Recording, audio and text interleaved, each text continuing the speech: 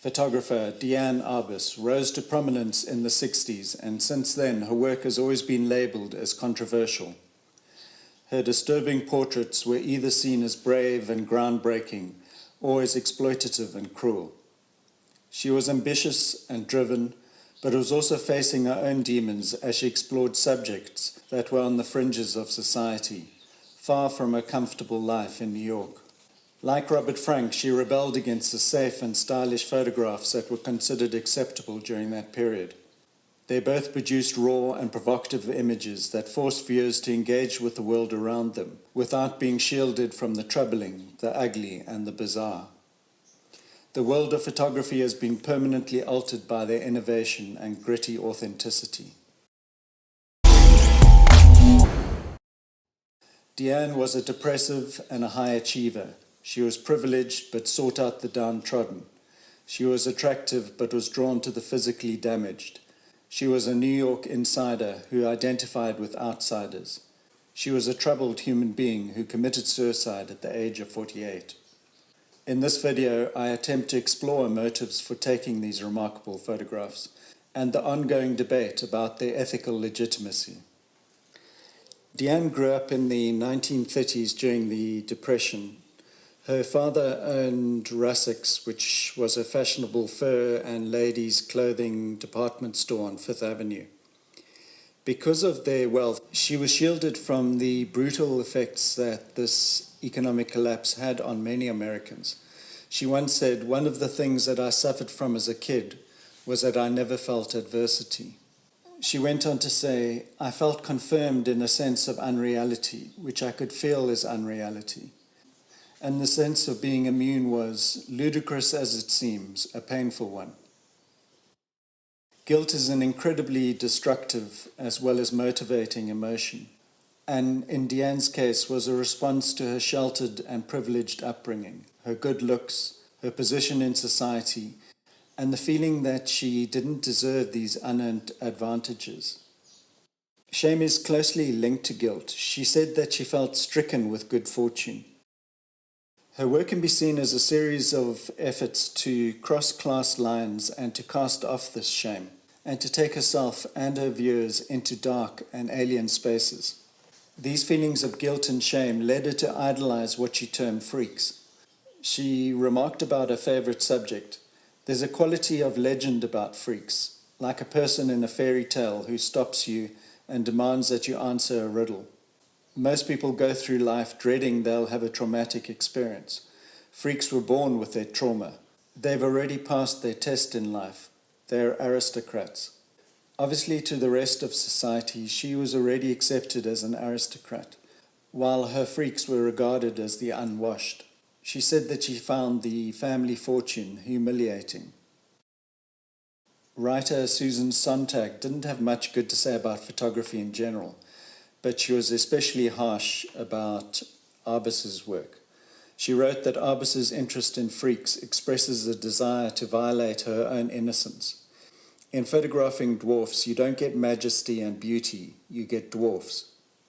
Sontag went on to write about Diane's work and gaze, saying that it was based in distance and privilege, and that Diane was portraying a world in which everyone was an alien, hopelessly isolated, immobilized in mechanical, crippled identities and relationships. Arbus once confided that she envied a girlfriend who had been raped. She too wanted that experience of being punished and degraded. As observers, we are fascinated by what Diane's photographs reveal about herself. Just as she brutally lays bare the existence of the unwashed, she simultaneously exposes her own fears and flaws. So as viewers, we are not only indulging in the exoticness of her subjects, but also in her own aberrations and damage. Diane was highly promiscuous. Sex became her first and most primitive way in which she connected with others, but she was also determined to experience all of her repressed fantasies. She was concerned that the world was beyond her own experience. She ventured further and further from her Fifth Avenue comfort zone. She said that she was terrified most of the time, but this terror also aroused her and made her feel beyond her depression. Diane said this about her ventures: I always thought of photography as a naughty thing to do. That was one of my favorite things about it. And when I first did it, I felt very perverse. Much of what she did as a photographer seemed to be derived from this thirst for the unknown. At the same time, she said that while seeking out these outcasts, she felt a mixture of shame and awe. Jed Pearl, a writer from the New Republic, wrote, "Arbus is one of those devious bohemians who celebrate other people's eccentricities and all the while are aggrandizing their own narcissistically pessimistic view of the world." When we look at Arbus's photographs, we cannot help feeling that we too are intruders and voyeurs. That feeling alone should suggest that we're picking up on a degree of voyeurism directly stemming from Diane's intent. But by experiencing the same guilty pleasure as we look down on her freaks, are we somehow feeling victorious and superior in our relative unfreakishness? It would be simple to cast her as just a thrill-seeking voyeur. But like all great art, her work didn't just evolve from one aspect of her personality. The convergence of a number of positive drives and psychic kinks led her to create this original and radical work. The sense of complicity perhaps is the most troubling aspect of her work. Her images hypnotize us while our more polite instincts tell us we should be looking away. Perhaps she understood this conflict instinctively and did more than anyone else to exploit it artistically. As a photographer, however, it's almost impossible to throw the first stone at Diane. Some of us might be more subtle than others, but we are always calculating what we want to achieve when we take a photograph. This private goal is predatory, but is also sneaky and a little underhand. To justify our attraction to the darker sides of life, we might be tempted to fall back on the cliché that we are holding up a mirror to society. But Susan Sontag had a strong argument against that line of thinking. She said society's ability to stomach a rising level of grotesqueness in images results not in a liberation, but a subtraction from the self. It makes us less able to react in real life. The photographs make a compassionate response feel irrelevant. Within Diane's images, you can detect the traces of those photographers that had influenced her work. She said that the photographer she felt closer to was Weegee. His brutal pictures of crime and accident victims were basically the tabloid sensationalism of the 1940s. A lot of her images show the strong flash aesthetic that he used. Diane also commented at once that she appreciated the hollowness of Robert Frank's work. I can only guess that what she meant by that was the underlying sense of emptiness that one feels when you delve beneath your defenses. Jack Kerouac said something similar about Frank's exposure of America's underbelly. He said that his book, The Americans, sucked a sad poem out of America. When reading and listening to commentaries on Diane, it became clear to me that there are two main positionalities.